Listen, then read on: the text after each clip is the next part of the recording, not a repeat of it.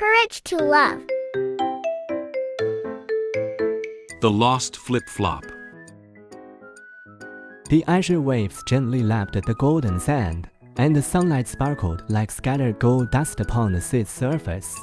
It was a beautiful summer afternoon, and a little mermaid named Nina had come to the seaside for a holiday with her family.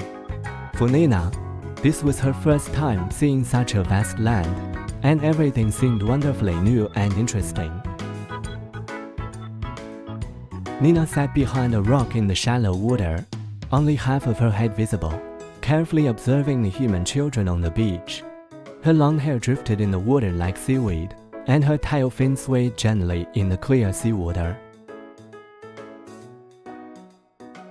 Some children were building sand castles, others were chasing the waves, and some were collecting shells washed up by the tide. Their laughter carried far on the sea breeze, sounding so joyful. How Nina wished she could play with them, but she knew she was a mermaid and couldn't easily appear before humans. Among the many playing children, Nina noticed one little boy who was different from the others. He looked to be about 6 or 7 years old, sitting alone next to an elaborately built large sand castle, glancing back over his shoulder from time to time as if he were looking for something, or perhaps guarding something important. On his feet, he wore only one blue flip-flop with a little white dolphin printed on it.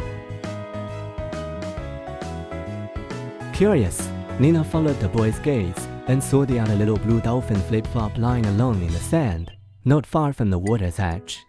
Each time a wave washed up, the flip-flop would be gently pushed a little farther down the beach. At this rate, it would soon be carried out to deeper water. The boy looked very hesitant. He would stand up, take a few steps, then sit back down, his hands gripping the edge of the sandcastle tightly. His eyes were full of worry. He didn't ask anyone for help. Even when other children ran past him, he just lowered his head, pretending to be focused on playing in the sand. Nina remembered what her mother had once told her. When you see someone who needs help but is afraid to ask, instead of stepping in directly, think of a kinder way. Sometimes, help that goes unnoticed is more comfortable than obvious assistance.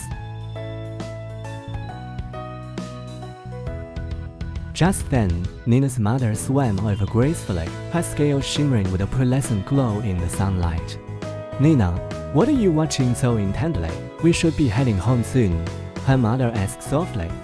Nina pointed to the little boy and the distant flip-flop. "Mom, I saw a little boy who lost a flip-flop. He looks very worried, but he's afraid to go get it, and he's too scared to tell anyone. How can we help him?" Her mother looked where Nina was pointing and thought for a moment. Taking the flip-flop directly to him might make him feel embarrassed, especially in front of the other children. "We could go to the visitors center and ask the staff there to make an announcement to find the owner. That way we can help him without making him feel uncomfortable."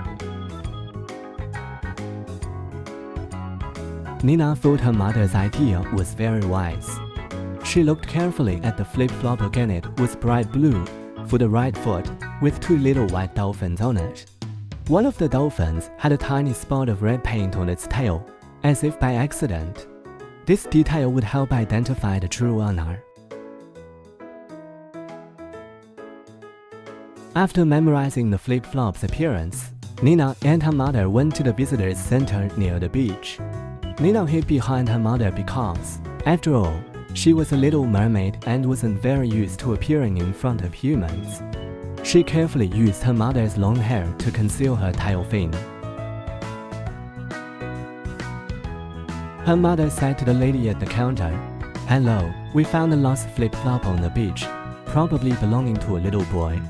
Could you help us make an announcement?" The lady at the center nodded kindly and picked up the microphone.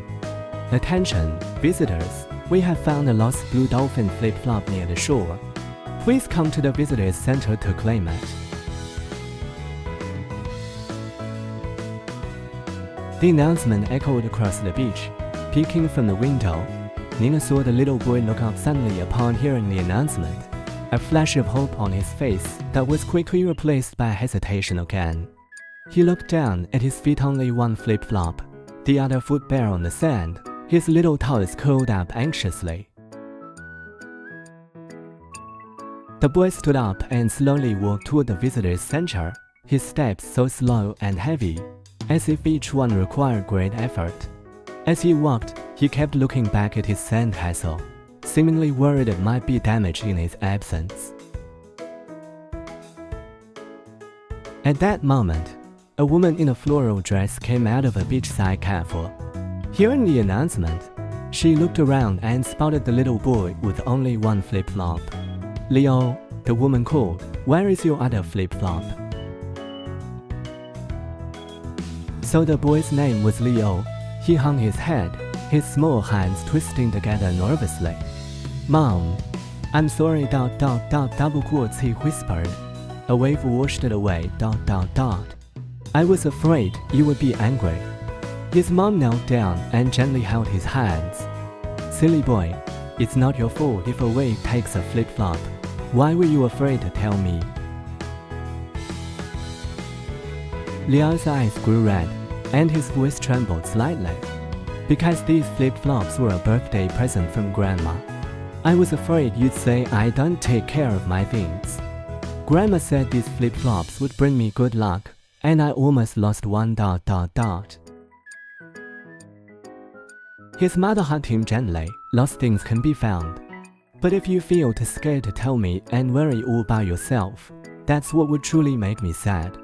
Remember, no matter what happens, you can always tell me, and we'll find a solution together."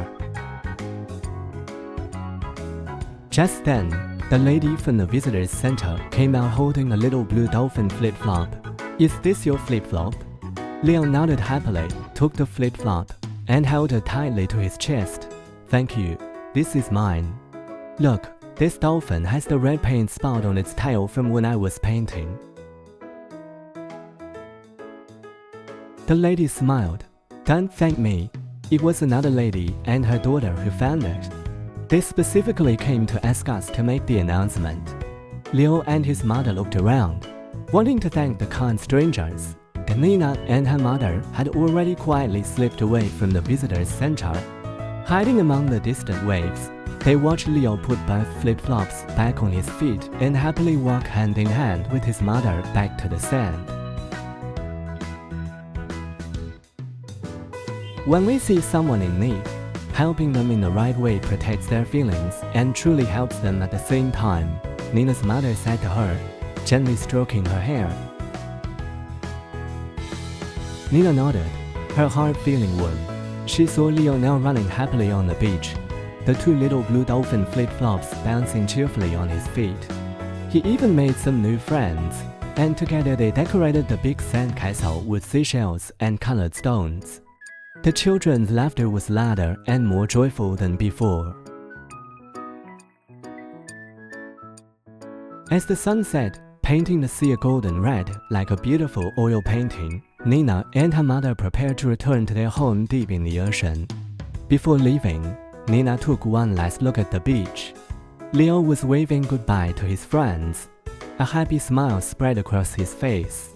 Both his flip-flops were securely on his feet, leaving cute impressions in the sand with each hop and skip.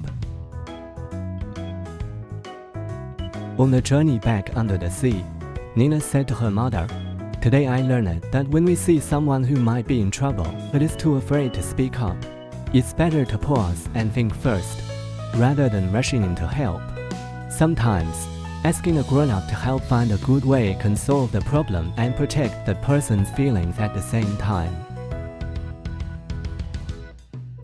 Her mother nodded in agreement. "Yes, my dear. True help isn't just about fixing a problem. It's about offering care in a way that makes the other person feel comfortable.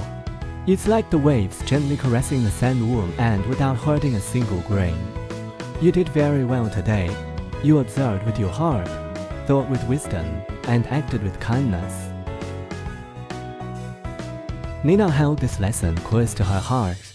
She knew that in the future, if she ever faced a similar situation, she would act just as she had today, first observing carefully with her eyes, then thinking with her wisdom, and finally acting with her warm heart in the kindest way possible. Helping others doesn't need to be loud. What matters is that the care reaches the person who needs it. From then on, whenever Nina saw someone on the beach who needed help, she remembered this day and reached out with respect and kindness. Sometimes she would ask a seagull to help her turn a lost sand shovel to a child. Other times, she'd enlist a crab to push a stray ball back to shore. And the people she helped, though they never saw the kind little mermaid, could always feel that gentle care coming from the ocean. The memory of that summer day, like the little dolphin flip-flops, stayed with Nina forever, reminding her that the most beautiful help is that which allows the person being helped to keep their dignity and joy.